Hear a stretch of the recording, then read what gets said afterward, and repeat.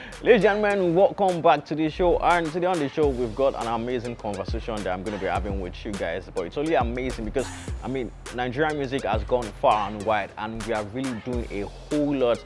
Once you talk about music in Africa, a lot of people, non-Africans, just look straight into Nigeria because our exports are really doing amazingly well. Our artists are selling out arenas in Europe, Americas, and this couldn't make anybody prouder than seeing our own Nigerian brothers making great exploits all over the world. And when we talk about awards and recognitions, because a couple of our artists got nominated for Grammys this year, the likes of Ashake, Olamide, Burna Boy, Davido, Ira Star. And Ira Star really impressed me because she's less than 2 years in the game and she already has a Grammy nomination.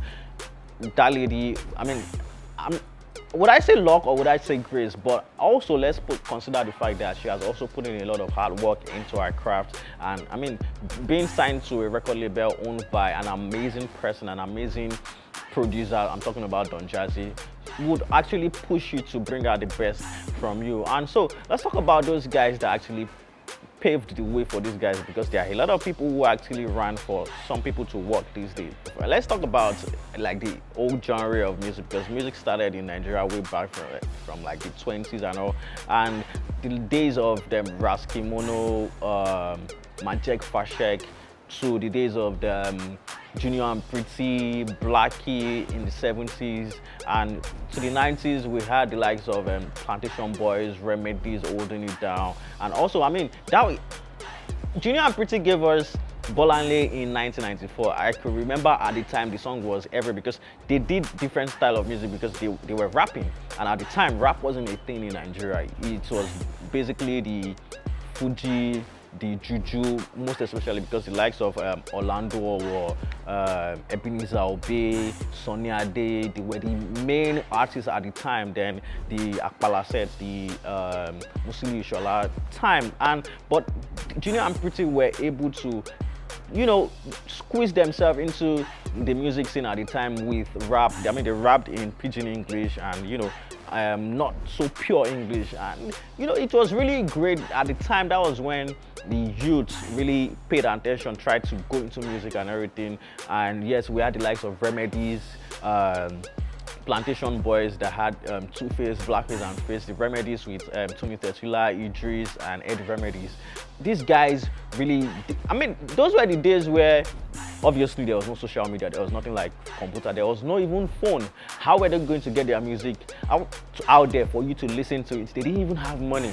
A lot of these guys grew up from the trenches, Ajegunle, Mushin, Oshodi, all these areas that are not too posh at the time, and they were able to struggle and push their song to get out there on radio.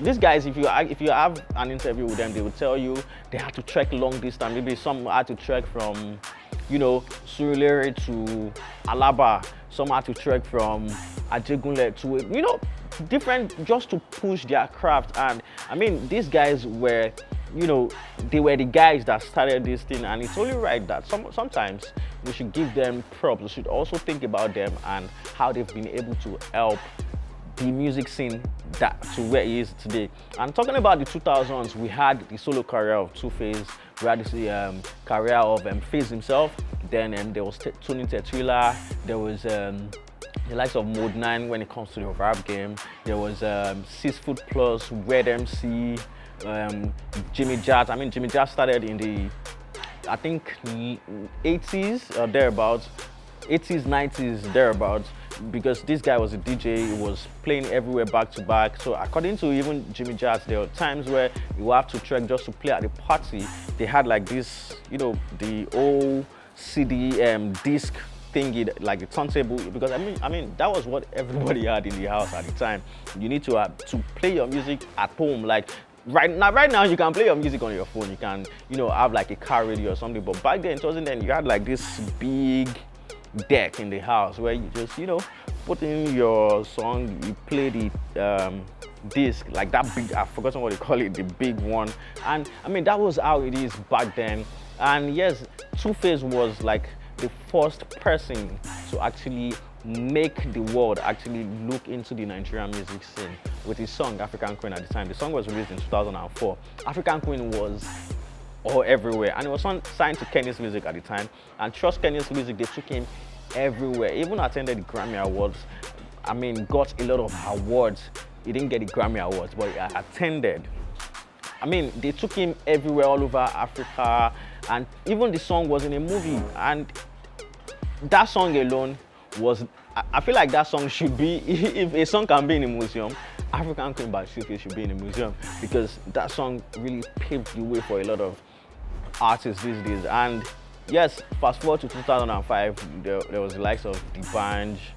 Before then also, we had P-Square. Yeah, how come I forgot P-Square? P-Square were doing exploits at the time in the Nigerian music scene, because I mean, they were dancing, they could sing, so they were like the African Michael Jackson. So that made the whole African countries love them, because these guys were practically touring Africa, selling out stadiums, and audience were fainting like it was the real Michael Jackson. So these guys were big at the time. So from Two-Face to P-Square, then to the Banj. I mean, the Banj eventually had affiliation with Kanye West. He had a collaboration with Snoop Dogg. So these guys actually kickstarted the international recognition for what we can see today, like to the Grammy, to these guys getting nominated for Grammy and even winning the Grammys. So when someone comes out to say nobody paved the way for him, nobody did anything for him, just try to remember those who actually started this international thing.